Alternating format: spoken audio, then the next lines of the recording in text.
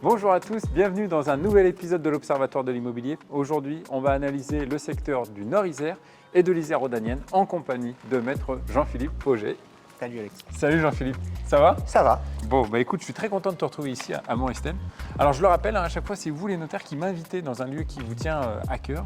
En quoi est-ce que Morestel est important pour toi? Alors je ne pouvais pas t'accueillir ailleurs qu'à Morestel pour une raison toute simple. Mon prédécesseur, Christian Rival, notaire pendant près de 38 ans, a été aussi le maire de la commune pendant 25 ans. D'accord. Il est malheureusement parti en juillet 2020, donc je voulais lui rendre hommage. Ok. Et si jamais je t'avais reçu ailleurs qu'ici, voilà, il m'aurait dit...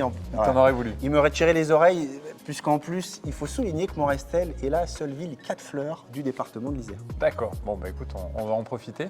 Alors aujourd'hui, on va donc analyser le secteur de l'immobilier. Et ce que je te propose, c'est qu'on aille le faire là-haut. Avec grand plaisir. Allez.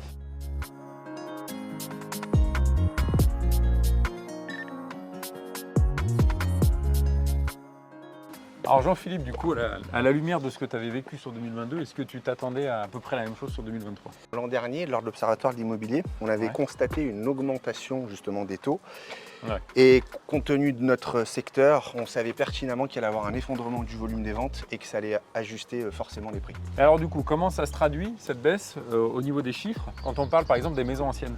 Pour les maisons anciennes, si on commence par le Nord-Isère, on atteint une baisse du volume de près de 25%. Ok. Donc comme il y a moins de demandes, les prix ont dû s'ajuster et on enregistre une baisse de 4%. Ok. Et du coup, sur l'Isère rhodanienne? Sur l'Isère rhodanienne, on est à 28,5% de baisse du volume des ventes. Ok. Et comme on est à proximité effectivement de Lyon et que le marché est plus tendu, la baisse elle est un peu moins importante sur les prix, mais tout de même 2% de baisse du prix médian. Ok. Alors Jean-Philippe, on a bien analysé donc les maisons anciennes. Comment ça se traduit maintenant pour les appartements anciens? Dans le Nord-Isère, le volume des ventes s'effondre de plus de 21%. D'accord. Et en Isère rhodanienne, on est à plus de 14%, donc ça suit la tendance du marché, quoi. Ok. Et alors au niveau du prix au mètre carré, par exemple, ça donne quoi? Eh bien, paradoxalement, dans un marché comme le nôtre qui est axé sur de l'habitat individuel, là, il y a une stabilisation des prix. Ok. Ça n'a pas changé. Donc en gros, dans le Nord-Isère, il faut compter 2300 € du mètre carré. D'accord. En Isère rhodanienne, 2100 € du mètre carré. Donc là, non, stabilité totale.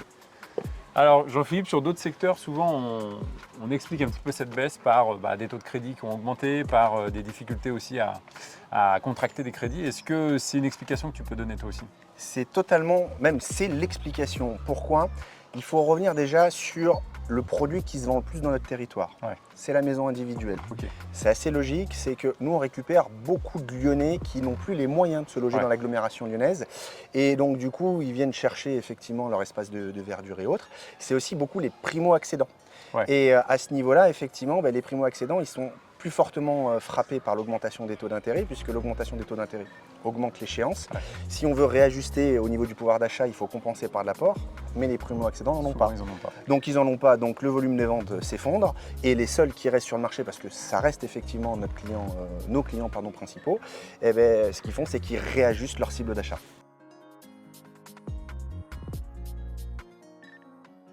Alors Jean-Philippe, est-ce qu'il y a d'autres facteurs qui peuvent justement expliquer cette baisse? Malheureusement, oui. Il ne faut pas oublier qu'en 2023, on a eu l'entrée en vigueur de la loi climat d'août 2021. Ouais.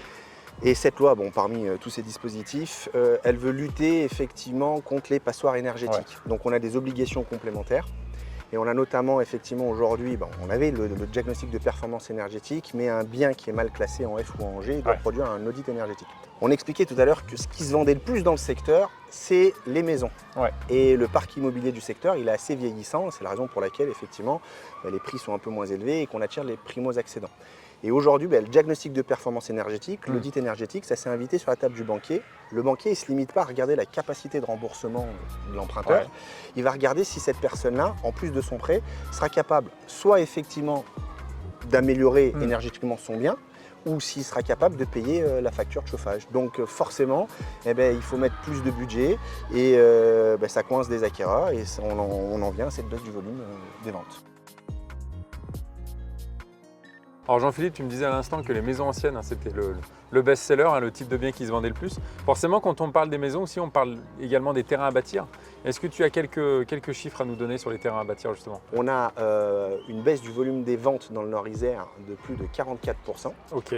Plus de 42% au niveau effectivement de l'Isère rhodanienne. Ok. Donc du coup, comme j'ai pas beaucoup de biens, en revanche, au niveau des prix, ça bouge. Ouais, ça bouge pas assez beaucoup. peu. Ouais. Voilà.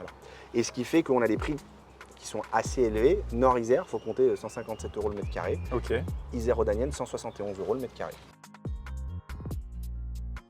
Alors Jean-Philippe, je te pose la dernière question, c'est un petit peu la question traditionnelle.